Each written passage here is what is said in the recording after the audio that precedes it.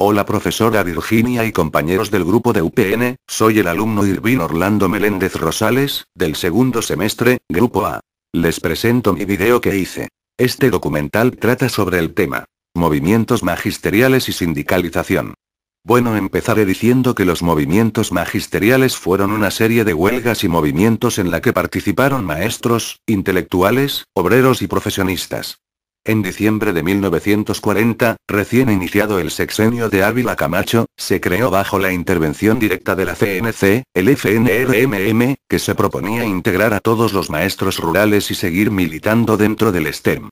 Enfrentó desde su origen a las agrupaciones magisteriales esta ambigua situación política, la cual estalló en mayo de 1941, cuando los integrantes del FNRMM acusaron a los militantes del STEM de haber ultrajado la bandera nacional, quemarla y sustituirla por una rojinegra, en los festejos de Ayotzinapa, Guerrero.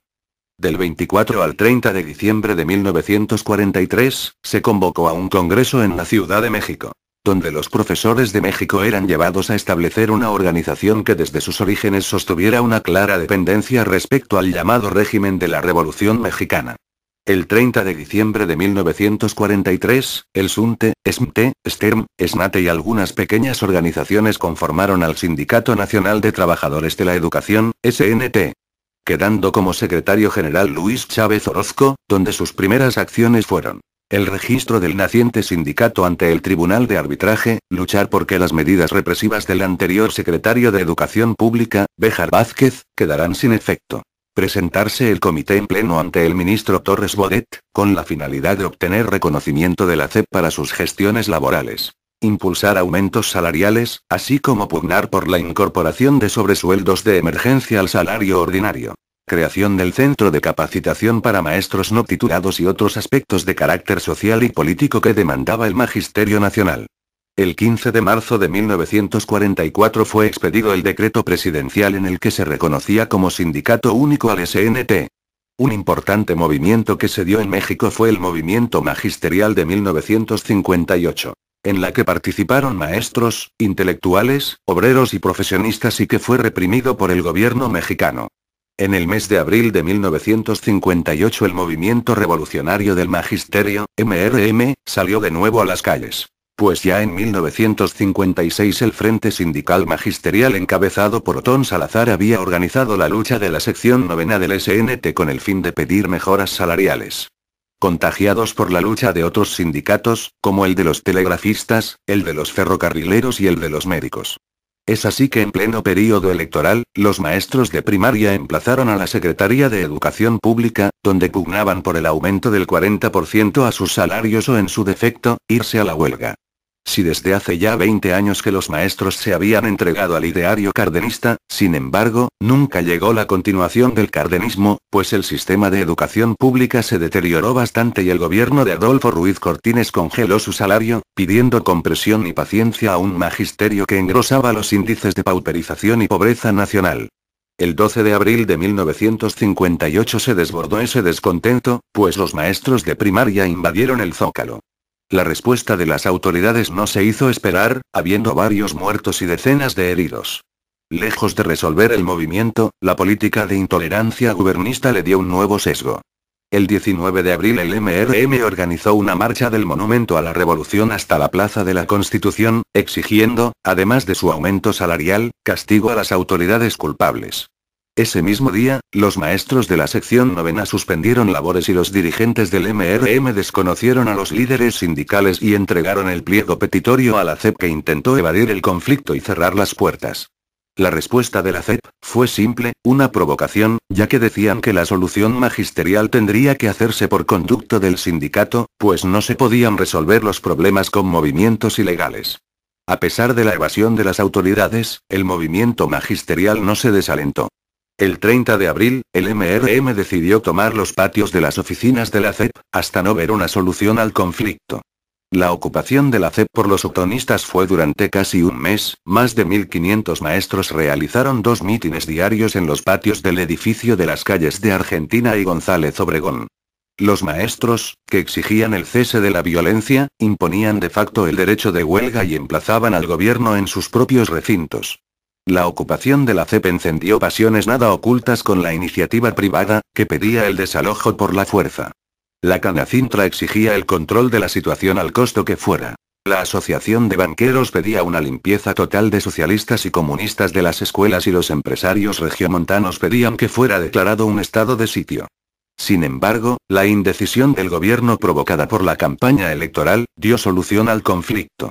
El 7 de septiembre, cuando el MRM se proponía realizar una manifestación para exigir el reconocimiento de la nueva dirigencia sindical y apoyar las demandas de los ferrocarrileros, los maestros fueron reprimidos de forma violenta. Antes de la realización del mitin, Otón Salazar y los principales dirigentes fueron aprehendidos y torturados. El SNT, que se reconoce como uno de los sindicatos más grandes del país.